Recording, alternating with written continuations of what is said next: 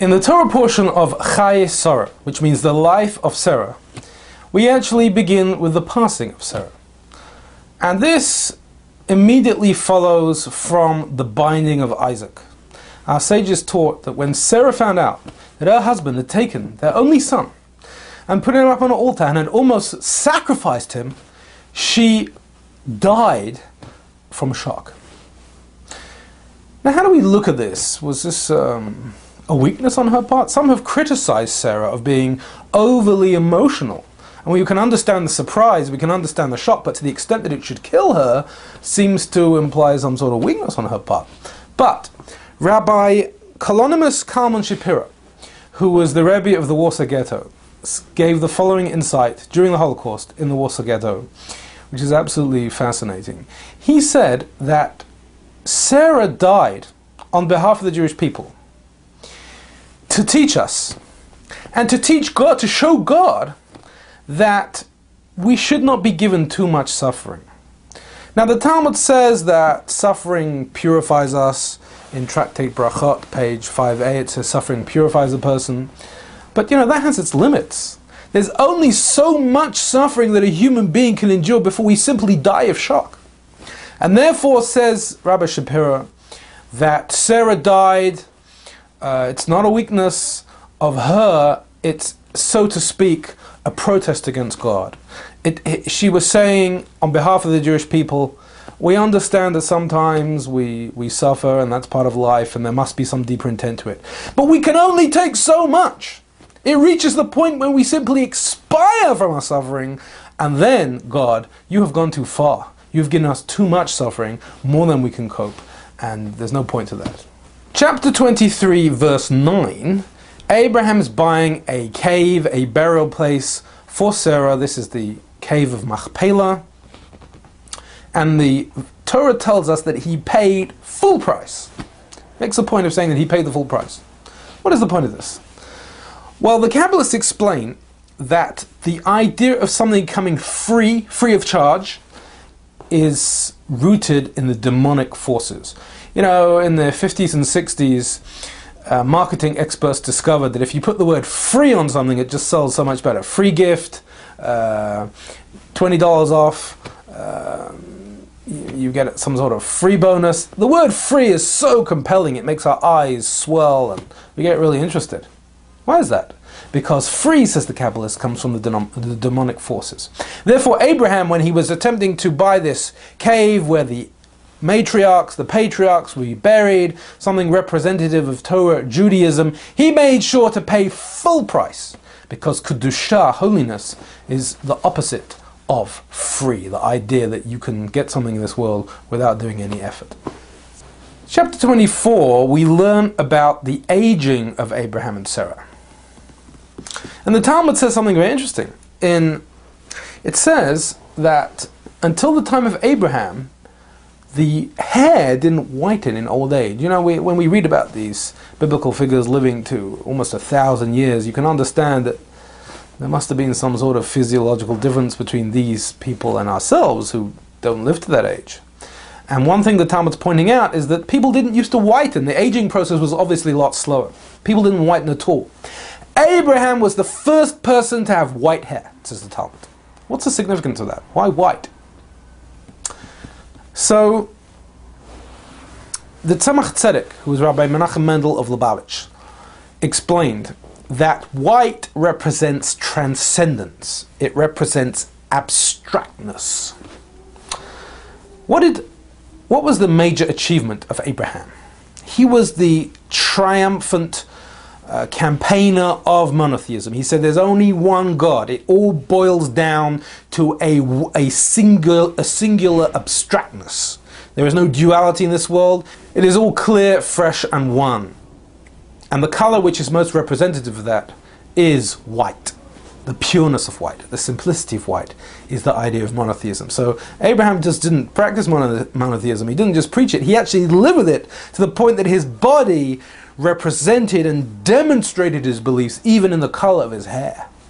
Now in chapter 24 we read this long protracted story about the finding of a marriage partner for Isaac, how Rebecca was found, through the medium of Eliezer, Abraham's loyal servant. And whenever I read this story, the question always recurs, what is the point of it? Why do we have to read so much excruciating detail? I mean, the lives of the matriarchs and patriarchs, whilst they fill chapters of Genesis, many parts of their life simply are skipped over. I mean, in last week's Torah portion, a couple of weeks ago in Lech Lecha, we only meet Abraham when he's 75 years old. His entire life of triumphing monotheism is missed out. So a lot of things are missed out. And yet when it comes to this, the marriage of Isaac and Rebekah, chapters and verses upon verses are recorded. The story is actually repeated. The whole thing's repeated.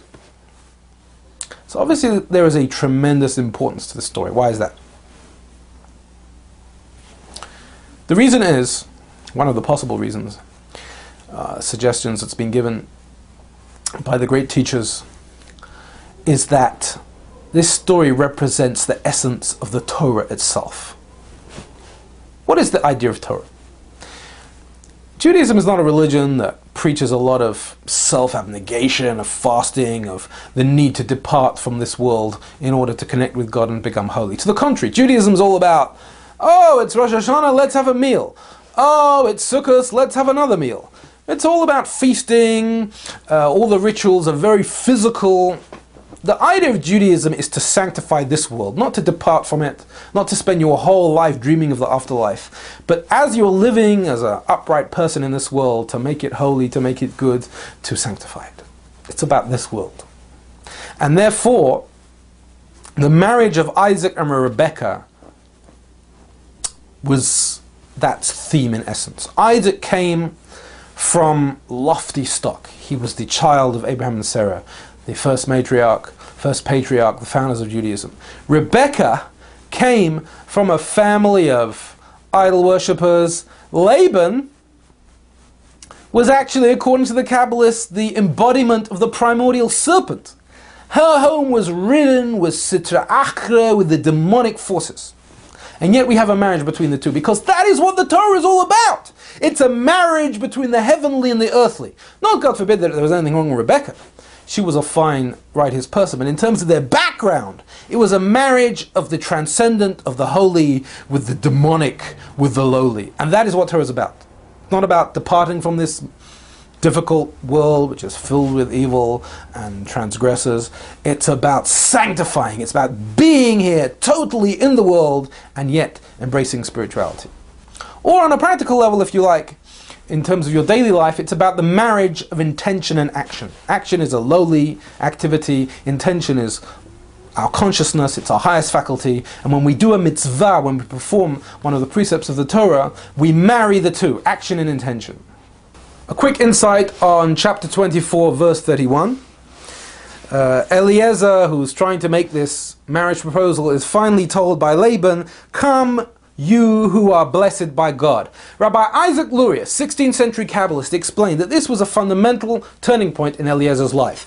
Abraham had been requested by Eliezer that he should be the marriage partner for Rebekah, and Abraham refused it. He said, "You're a cursed guy, and the cursed people don't marry the blessed people." When did this curse get lifted? So Rabbi Isaac Luria says it got lifted at this point when Laban said, "Come, you who are blessed by God." And then Eliezer became sanctified, and actually he became reincarnated in the soul of Kalev. Later on he will reappear in the Torah. Spiritual lesson for this week. Chayei Sarah, the life of Sarah, is ironically named because of, as I mentioned before, this is where we read about her passing. So what's the connection between the two? Very simple. That the only time you find out about the worth of your life, whether you were truly alive and contributed to this world, is after you pass away, whether any achievements of yours are immortalized. If everything you did in life just becomes irrelevant, then after you die, then obviously when you were alive you weren't that effective.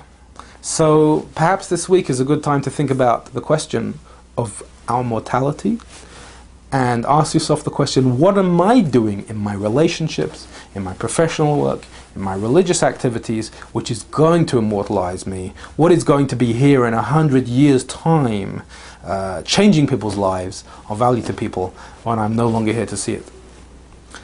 So think about that. And join us again, please God, next week for Torah in 10.